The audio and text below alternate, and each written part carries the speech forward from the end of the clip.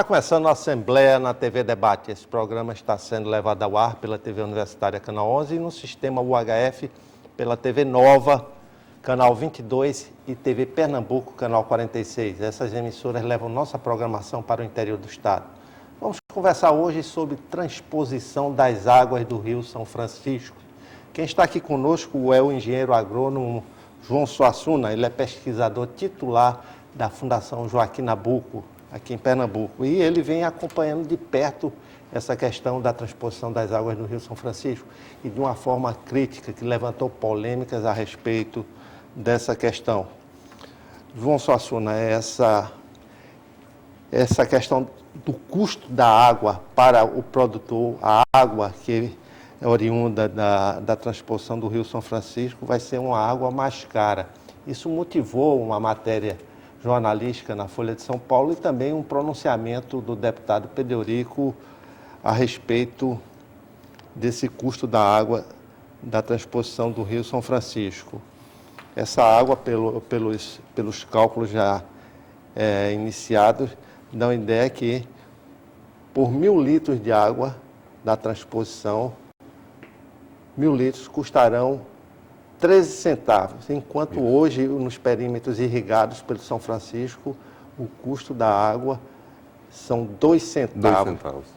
Então, esses 2 centavos que já estão sendo tidos como um preço exorbitante para aquele pequeno produtor rural, imagine os 13 centavos. O que fazer diante disso? Bom, inicialmente eu gostaria de dizer o seguinte, que eu estou envolvido com essas questões já tem mais de 15 anos. Durante esse período, eu editei mais de 80 artigos e eles estão circulando na internet. E o ano de 2010, eu escolhi esse ano para fazer uma compilação dessas informações que estão circulando aí e editar um livro. E eu fiz isso. Em outubro, aproveitando a Bienal Internacional do Livro em São Paulo, eu lancei esse livro lá e um mês depois lancei aqui na Livraria Cultura. É um livro que tem praticamente todo o nossa análise crítica com relação a esse projeto. Isso desde a época de Fernando Henrique Cardoso, entendeu? Porque a gente acha que esse projeto ele é inapropriado para a região, porque ele vai levar água onde já existe muita água. O Nordeste tem muita água. Agora, esse projeto tem 2 eixos, como todo mundo sabe, o eixo norte e o eixo leste. O eixo leste, por exemplo, para a água chegar na Paraíba, a água do São Francisco chegar na Paraíba... É aquele que sai em cima, Cabra-Bró? Não, o eixo leste, ele sai da represa de Itaparica, que é uma represa que gera energia pela Chess. Mais acima, né? Mais abaixo, mais em direção ao litoral. Então, o eixo leste sai de Itaparica, o eixo norte é que sai em Cabrobó, sai de Cabrobó. Muito bem. A água do São Francisco, para chegar na Paraíba, via eixo leste, tem que vencer os contrafortes da Borborema, que está naquelas imediações ali, de Arco Verde, Pesqueira, Monteiro, né? Então, os contrafortes vêm e você tem que recalcar, elevar essa água através de bombeamentos a 304 metros de altura. Para fazer isso, tem que haver um sistema de bombeamento diferenciado aí. Tem que existir bombas extremamente potentes para fazer esse trabalho. Estima-se que a quantidade de energia que tem que ser colocada no sistema para promover esse bombeamento, estima-se da ordem de 500 megawatts. Ou seja, para vocês terem uma ideia do que significa 500 megawatts, a represa de Xingó tem 6 turbinas, cada uma com 500 megawatts. Ou seja, tem 3.000 megawatts ali em Xingó. Então, vai haver necessidade de você ter uma turbina de Xingó para atender todo o bombeamento do Rio São Francisco, no projeto da transposição. No momento em que nós já estamos com problemas sérios de geração de energia.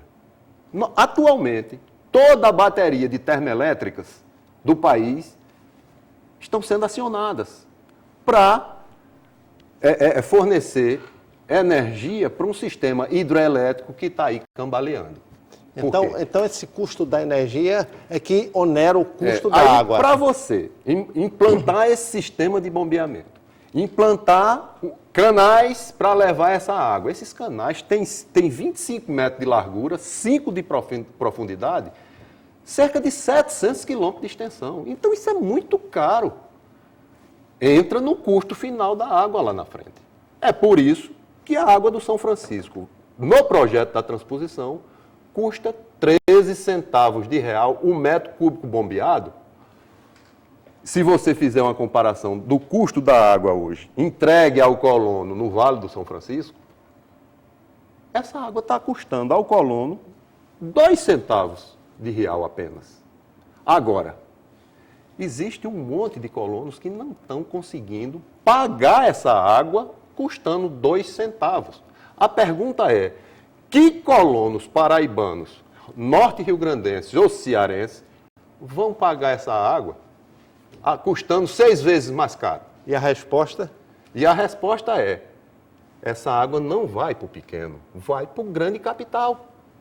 Vai para a irrigação dos grandes. Isso aí está lógico. Está lógico isso. E esse investimento federal todo na transposição, isso vai ser, digamos assim, vai ser coberto depois pela produção? Veja, não está nada claro no projeto. O que está claro hoje no projeto é que no eixo norte, no eixo leste, a água sai da beira do São Francisco e vai abastecer a represa de Boqueirão para abastecer Campina Grande. No eixo norte, a água vai vencer a Chapada do Araripe, aí são 164 metros, e vai cair em 3 bacias. A bacia do Piranha-Açu vai abastecer o Armando Ribeiro Gonçalves, a segunda maior represa do Nordeste. Vai cair na bacia do Rio Apodi e vai abastecer a represa de Santa Cruz, recentemente construída pelo Denox.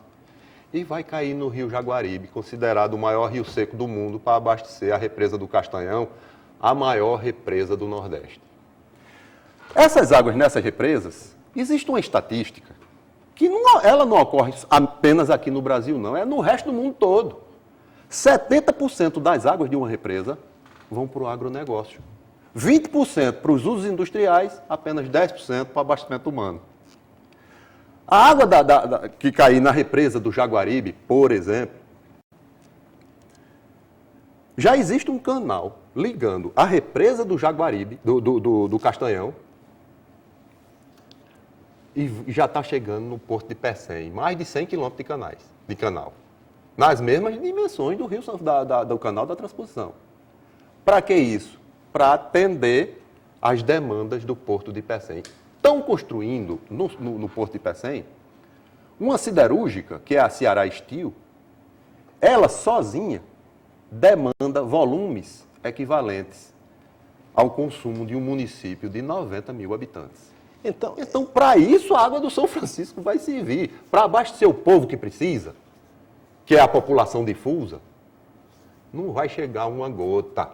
Essa população que hoje vive sendo atendida por frotas de caminhões-pipa, vai continuar sendo assistida por frotas de caminhões-pipa. No nosso modo de entender, é aí onde está a verdadeira indústria da seca.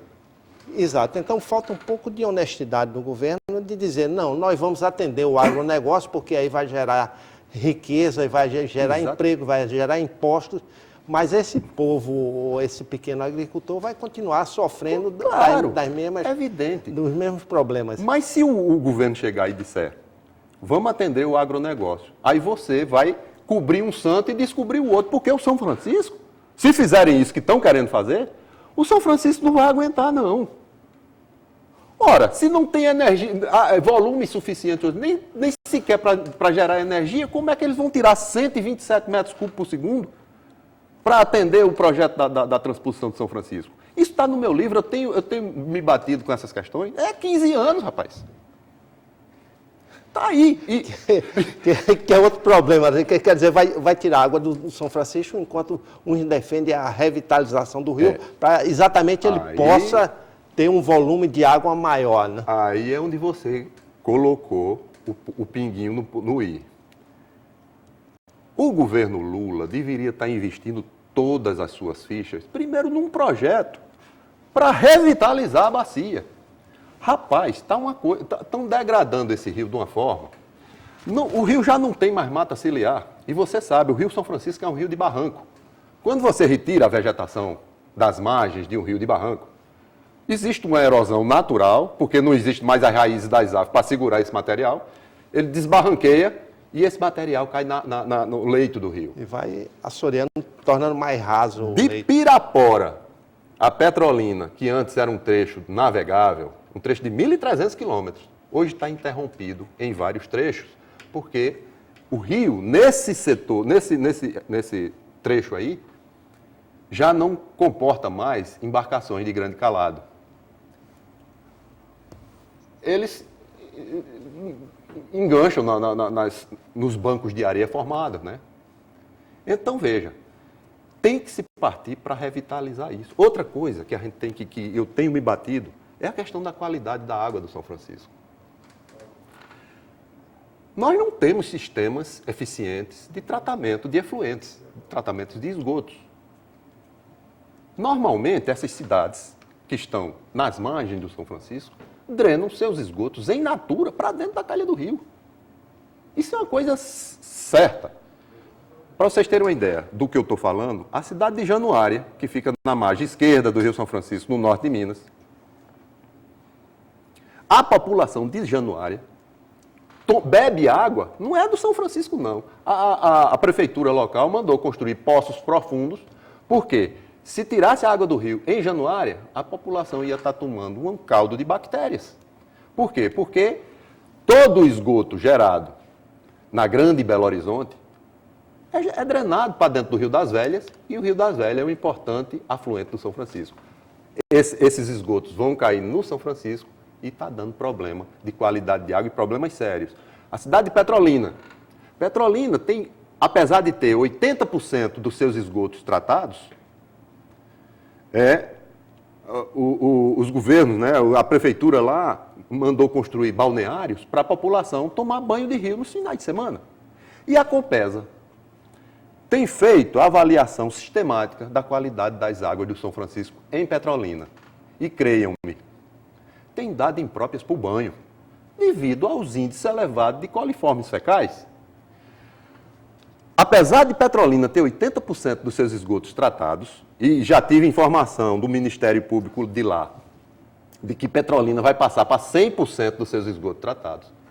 Mas Petrolina, existe um fato curioso. Tem uma ponte e do outro lado é Juazeiro da Bahia. Que não se preocupa com essa Que não se preocupa, o sistema de tratamento de esgoto lá é caótico, e o que é que acontece? O esgoto baiano polui a margem do rio, na margem de Pernambuco. A qualidade da água do São Francisco, a péssima qualidade, isso pode afetar profundamente os projetos irrigados nas margens e mesmo na transposição.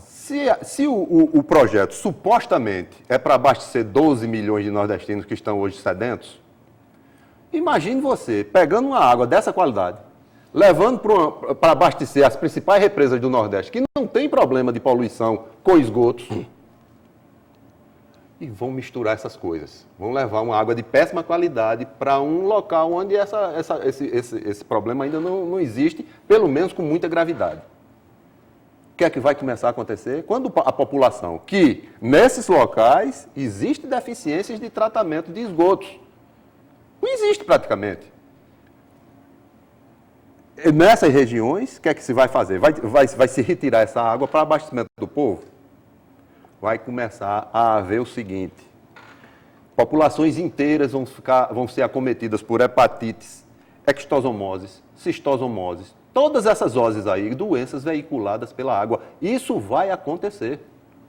Não tenha dúvida com relação a isso. Daqui a pouco a gente volta para continuar nossa conversa com o engenheiro agrônomo João Suassuna, pesquisador titular da Fundação Joaquim Nabuco, sobre a transposição das águas do Rio São Francisco. Até já.